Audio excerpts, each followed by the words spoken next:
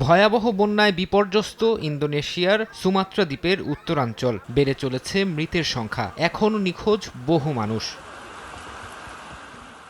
স্থানীয় কর্তৃপক্ষ বুধবার জানিয়েছে, ক্ষতিগ্রস্ত সড়ক, পাহাড়ি ঢাল ও অব্যাহত বর্ষণের কারণে উদ্ধারকারী দলগুলো দুর্যোগপূর্ণ এলাকাগুলোতে পৌঁছাতে হিমশিম খাচ্ছে। এতে ব্যাহত হচ্ছে উদ্ধার কাজ। এমন পরিস্থিতির মধ্যেও ৩,০০০ বাসিন্দাকে নিরাপদ আশ্রয়ে সরিয়ে নেওয়া হয়েছে। সিবলগা শহরের পুলিশ প্রধান জানিয়েছেন, শহর জুড়ে খোলা হয়েছে জরুরি আশ্রয় কেন্দ্র। পাহাড়ি ঢালের কাছে বসবাসকারীদের অবিলম্বে সরে যেতে আহ্বান জানানো হচ্ছে। এরই মধ্যে কয়েকটি ভূমিধস হয়েছে বিভিন্ন জায়গায়। বৃষ্টি অব্যাহত থাকায় এমন আরও ঘটনার আশঙ্কা করছে কর্তৃপক্ষ।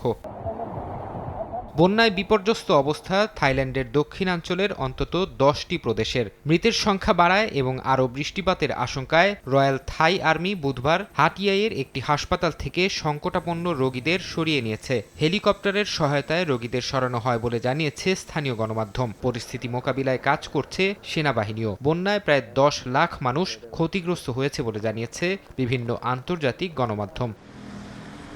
একই অবস্থা থাইল্যান্ডের প্রতিবেশী দেশ মালয়েশিয়াতেও। দেশটির 8টি অঙ্গরাজ্যে ছড়িয়ে পড়েছে বন্যা। সরিয়ে নেওয়া হয়েছে ৪৫,০০০ মানুষকে। বন্যায় মৃত্যুর খবরও পাওয়া গেছে। আবহাওয়া দফতর জানিয়েছে, সক্রিয় ক্রান্তীয় ঘূর্ণিঝড়ই থাইল্যান্ড, মালয়েশিয়া এবং ইন্দোনেশিয়ায় চলমান বন্যার কারণ।